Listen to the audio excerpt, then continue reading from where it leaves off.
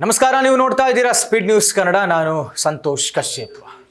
ರಾಜ್ಯ ರಾಜಕಾರಣದಲ್ಲಿ ಒಂದಷ್ಟು ಬೆಳವಣಿಗೆಗಳು ಮತ್ತು ಇದೇ ತಿಂಗಳಿನಲ್ಲಿ ಲೋಕಲ್ ಬಾಡಿ ಎಲೆಕ್ಷನ್ಸ್ ಕೂಡ ರಾಜ್ಯದಲ್ಲಿ ಆಗ್ತಾ ಇದೆ. ಒಂದು ಕಡೆ MLC ಎಲೆಕ್ಷನ್ಸ್, GBA ಎಲೆಕ್ಷನ್ಸ್ ಆಗಸ್ಟ್ನಲ್ಲಿ ಮತ್ತು ಇದೇ ತಿಂಗಳಿನಲ್ಲಿ ರಾಜ್ಯಸಭಾ ಚುನಾವಣೆಯೂ ಕೂಡ ಆಗ್ತಾ ಇರುವಂಥದ್ದು. ರಾಜ್ಯಸಭೆಗೆ 3 ಸ್ಥಾನಗಳು ಕಾಂಗ್ರೆಸ್ಗೆ, 1 ಸ್ಥಾನ BJP ಮತ್ತು JDSಗೆ ಸಿಕ್ಕಿರುವಂಥದ್ದು.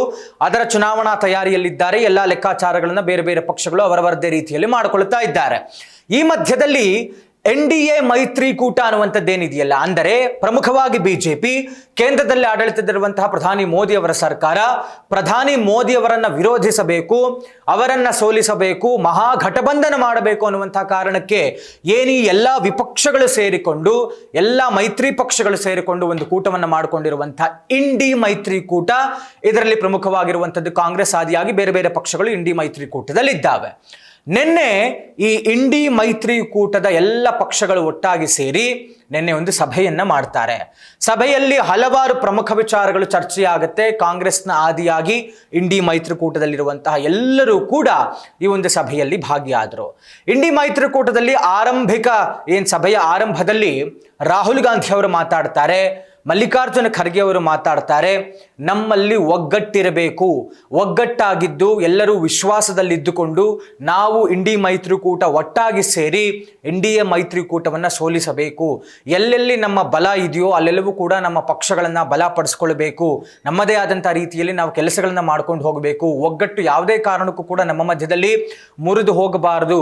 ಈ ರೀತಿಯಾಗಿ ನಮ್ಮ ಕಾರ್ಯವೈಖರಿ ಇರಬೇಕು. ಇಂಡಿ ಮೈತ್ರಿಕೂಟ ಛಿದ್ರ ಆಗಬಾರದು ಅನ್ನೋದೆಲ್ಲ ಒಂದಷ್ಟು ವಿಚಾರಗಳನ್ನ ರಾಹುಲ್ ಗಾಂಧಿ ಅವರು, ಮಲ್ಲಿಕಾರ್ಜುನ ಖರ್ಗೆ ಅವರು ಎಲ್ಲರೂ ಮಾತಾಡ್ತಾರೆ.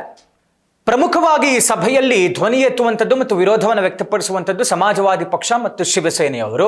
ಅವರು ಬಹಳ ನೇರವಾಗಿ ರಾಹುಲ್ ಗಾಂಧಿ ಅವರು ಮತ್ತು ಮಲ್ಲಿಕಾರ್ಜುನ ಖರ್ಗೆ ಅವರನ್ನ ತರಾಟೆಗೆ ತೆಗೆದುಕೊಂಡಿದ್ದಾರೆ. ಪ್ರಬಲವಾಗಿ ವಿರೋಧವನ್ನು ವ್ಯಕ್ತಪಡಿಸಿದ್ದಾರೆ. ಏನಂತ ಹೇಳಿದ್ರೆ, ಇದರಲ್ಲಿ ಇಂಡಿ ಮೈತ್ರಿಕೂಟದಲ್ಲಿ ಒಗ್ಗಟ್ಟಿನ ಬಗ್ಗೆ ಮಾತಾಡ್ತಾ ಇರುವಂತಹ ಇದೇ ರಾಹುಲ್ ಗಾಂಧಿ ಅವರು, ಮಲ್ಲಿಕಾರ್ಜುನ ಖರ್ಗೆ ಅವರು ಒಗ್ಗಟ್ಟನ್ನ ಮುರಿಯುವಂತಹ ಕೆಲಸ ಮಾಡೋದು ಇದೇ ರಾಹುಲ್ ಗಾಂಧಿ ಅವರು ಕಾಂಗ್ರೆಸ್ ಪಕ್ಷ ಅಂತ ತರಾಟೆಗೆ ತೆಗೆದುಕೊಂಡಿದ್ದಾರೆ. ಅವರು ಕೊಟ್ಟಂತ ಉದಾಹರಣೆ ಏನು ಅಂತ ಹೇಳಿದ್ರೆ, ತಮಿಳುನಾಡಿನಲ್ಲಿ DMK ಜೊತೆಗಿನ ಮೈತ್ರಿಯನ್ನು ಮುರಿದುಕೊಂಡಂತಹ ಕಾಂಗ್ರೆಸ್ ಪಕ್ಷದ ಬಗ್ಗೆ.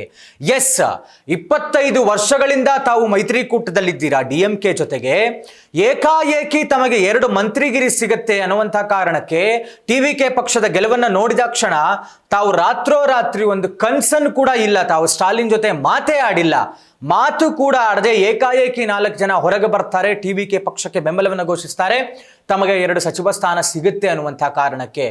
ನೀವು ಸರಿಯಾಗಿ ನಡ್ಕೊಳ್ತಾ ಇಲ್ಲ, ನೀವೇ ಒಗ್ಗಟ್ಟನ್ನು ಮುರಿತಾ ಇದ್ದೀರಾ. DMK ಜೊತೆಗಿನ ಮೈತ್ರಿಯನ್ನು ಮುರಿದು ಏಕಾಏಕಿ TVKಗೆ ಬೆಂಬಲವನ್ನು ಘೋಷಿಸಿದ್ರಿ. ಇದು ಯಾವ ರೀತಿಯಾದಂತಹ ಸಂದೇಶವನ್ನು ಕೊಡುತ್ತೆ ಇಂಡಿ ಮೈತ್ರಿಕೂಟದಲ್ಲಿ ಅನ್ನುವಂಥ ಪ್ರಶ್ನೆಯನ್ನು ಮಾಡಿದ್ದಾರೆ.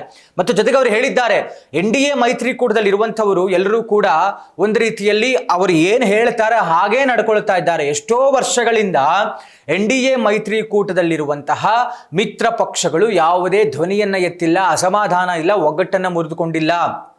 ಅವರು NDA ಮೈತ್ರಿಕೂಟ ಪ್ರಮುಖವಾಗಿ BJP ಏನು ಹೇಳುತ್ತೋ ಹಾಗೇ ನಡ್ಕೊಂಡಿದ್ದಾರೆ. ಯಾವುದೇ ರೂಲ್ಸ್ ಅನ್ನ ಅವರು ಫಾಲೋ ಮಾಡದೇ ಇಲ್ಲ, ರೂಲ್ಸ್ ಅನ್ನು ಬ್ರೇಕೇ ಮಾಡಿದ್ದಂತ ಒಂದು ಎಕ್ಸಾಂಪಲ್ಸೇ ಇಲ್ಲ NDA ಮೈತ್ರಿಕೂಟದಲ್ಲಿ. ಆದರೆ ತಾವು ಇಂಡಿ ಮೈತ್ರಿಕೂಟದಲ್ಲಿ ಕಾಂಗ್ರೆಸ್ಸೇ ಪ್ರಮುಖವಾಗಿದ್ದುಕೊಂಡು ಕಾಂಗ್ರೆಸ್ ಈ ಕೆಲಸವನ್ನ ಮಾಡ್ತಾ ಇದೆ. ಇದು ಸರಿಯಾದಂತಹ ಬೆಳವಣಿಗೆ ಅಲ್ಲ.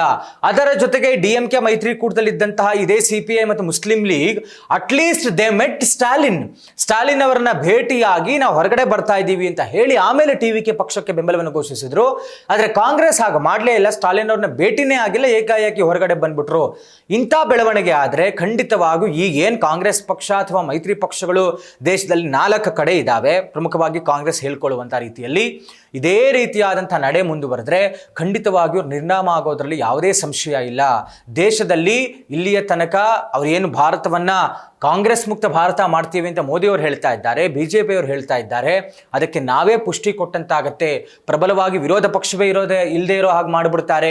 BJPಯನ್ನು ಎದುರಿಸೋದು ಹಾಗೆ, NDA ಮೈತ್ರಿಕೂಟವನ್ನು ಎದುರಿಸೋದು ಹಾಗೆ, ಮೋದಿ ಅವರನ್ನು ಸೋಲಿಸೋದು ಹಾಗೆ, ಇದೆಲ್ಲವೂ ಕೂಡ ಸರಿಯಾದಂಥ ರೀತಿಯಲ್ಲಿ ಪ್ಲಾನ್ಡ್ ಆಗಿ ನಾವು ಹೋದರೆ ಮಾತ್ರನೇ ನಾವು ಸಫಲರಾಗೋದಕ್ಕೆ ಸಾಧ್ಯ, ಗೆಲ್ಲೋದಕ್ಕೆ ಸಾಧ್ಯ. ಇಲ್ಲದಿದ್ದರೆ ಖಂಡಿತವಾಗಿಯೂ ನಾವು ಇಂಡಿ ಮೈತ್ರಿಕೂಟ ಒಂದೊಂದು ಮೂಲೆಗೆ ಹೊಟ್ಟೋಗ್ತೀವಿ, ಛಿದ್ರ ಆಗಿಬಿಡ್ತೀವಿ. BJPಯೇ ಮೇಲ್ಗೈ ಸಾಧಿಸಿಬಿಡುತ್ತೆ, ಮೋದಿಯವರೇ ಮತ್ತೆ ಗೆಲ್ತಾರೆ ಅನ್ನುವಂಥ ಮಾತುಗಳನ್ನು ನಿನ್ನೆ ನಡೆದಂಥ ಇಂಡಿ ಮೈತ್ರಿಕೂಟ ಸಭೆಯಲ್ಲಿ ಆಗಿರುವಂಥದ್ದು. ಅಂದರೆ ರಾಹುಲ್ ಗಾಂಧಿ ಅವರು ಮತ್ತು ಮಲ್ಲಿಕಾರ್ಜುನ ಖರ್ಗೆ ಅವರಿಗೆ ಎಲ್ಲರೂ ಕೂಡ ಮಿತ್ರ ಪಕ್ಷಗಳು ತರಾಟೆಗೆ ತೆಗೆದುಕೊಂಡಿದ್ದಾರೆ. ಅವರು ಒಂದು ರೀತಿಯಲ್ಲಿ ಯಾವುದೇ ಮಾತನ್ನ ಆಡದೆ ಸೈಲೆಂಟ್ ಆಗ್ಬಿಟ್ರಂತೆ ರಾಹುಲ್ ಗಾಂಧಿ ಅವರು. ಹೌದು, ಹೇಳ್ತಾ ಇರೋದ್ರಲ್ಲಿ ಅರ್ಥ ಇದೆ, ನಮ್ಮದೇ ತಪ್ಪಿದೆ, ಹಾಗಾದ್ರೆ ಕಾಂಗ್ರೆಸ್ ಪಕ್ಷ ಏನೆಲ್ಲ ತಿದ್ದುಕೊಳ್ಬೇಕು, ಪರಾಮರ್ಶೆ ಏನು ಮಾಡ್ಕೊಳ್ಬೇಕು, ಯಾವ ರೀತಿಯಾಗಿ ಮುಂದುವರಿಬೇಕು, ಯಾಕೆ 29ಕ್ಕೆ ಮತ್ತೆ ಲೋಕಸಭಾ ಎಲೆಕ್ಷನ್ ಇದೆ, ಬೇರೆ ಬೇರೆ ರಾಜ್ಯಗಳ ಎಲೆಕ್ಷನ್ಸ್ ಇದೆ, ಇದೆಲ್ಲವನ್ನೂ ಕೂಡ ಗಮನದಲ್ಲಿಟ್ಕೊಂಡು ಇರೋದೇ ಕರ್ನಾಟಕ, ಹಿಮಾಚಲ ಪ್ರದೇಶ, ತಮಿಳುನಾಡು ಮತ್ತು ಕೇರಳ ಇರೋ 4 ಕಡೆ ಯಾವ ರೀತಿಯಾಗಿದ್ದರೆ ನಾವು ಮತ್ತೆ ಪಕ್ಷವನ್ನು ಉಳಿಸ್ಕೊಳ್ಬಹುದು. ಕರ್ನಾಟಕದಲ್ಲೂ ಅಷ್ಟೇ, ಯಾಕೆಂದರೆ ನಮ್ಮ ಗವರ್ನೆನ್ಸ್ ಹಿಸ್ಟ್ರಿ ನೋಡಿದ್ರೆ ಒಂದ್ಸಲ ಅಧಿಕಾರಕ್ಕೆ ಬಂದಂಥ ಪಕ್ಷ ಮತ್ತೆ ಬರೋದಿಲ್ಲ, ಆರ್ದೇ ಶೋರ್ 28ಕ್ಕೆ ಮತ್ತೆ ನಾವು ಬರಲ್ಲ ಅಂತ. ಹೀಗಾಗಿ ಏನಾದರೂ ತರಾತುರಿಯಲ್ಲಿ ಡಿ ಕೆ ಶಿವಕುಮಾರ್ ಅವ್ರನ್ನ ಮುಖ್ಯಮಂತ್ರಿ ಸ್ಥಾನಕ್ಕೆ ಕೂರಿಸ್ಬಿಟ್ರ ಏನೆಲ್ಲ ಆಗ್ತಾ ಇದೆ ಗೊತ್ತಿಲ್ಲ. ಒಟ್ಟು ಇಂಡಿ ಮೈತ್ರಿಕೂಟದ ಸಭೆಯಲ್ಲಿ ರಾಹುಲ್ ಗಾಂಧಿ ಅವರಿಗೆ ಮಿತ್ರ ಪಕ್ಷಗಳೆಲ್ಲರೂ ಕೂಡ ತರಾಟೆಗೆ ತೆಗೆದುಕೊಂಡಿದ್ದಾರೆ. ಕಾಂಗ್ರೆಸ್ನ ಮುಂದಿನ ನಡೆ ಹೇಗಿರುತ್ತೆ, ಇಂಡಿ ಮೈತ್ರಿಕೂಟದ ನಡೆ ಹೇಗಿರುತ್ತೆ ಅನ್ನುವಂಥದ್ದನ್ನ ಕಾದು ನೋಡಬೇಕಾಗಿದೆ. ಇದಾಗಿತ್ತು ಇವತ್ತಿನ ವಿಶೇಷ. ನೋಡ್ತಾ ಇರಿ ಸ್ಪೀಡ್ ನ್ಯೂಸ್ ಕನ್ನಡ, ಸುದ್ದಿ ನಿಮ್ಮದು, ವೇಗ ನಮ್ಮದು.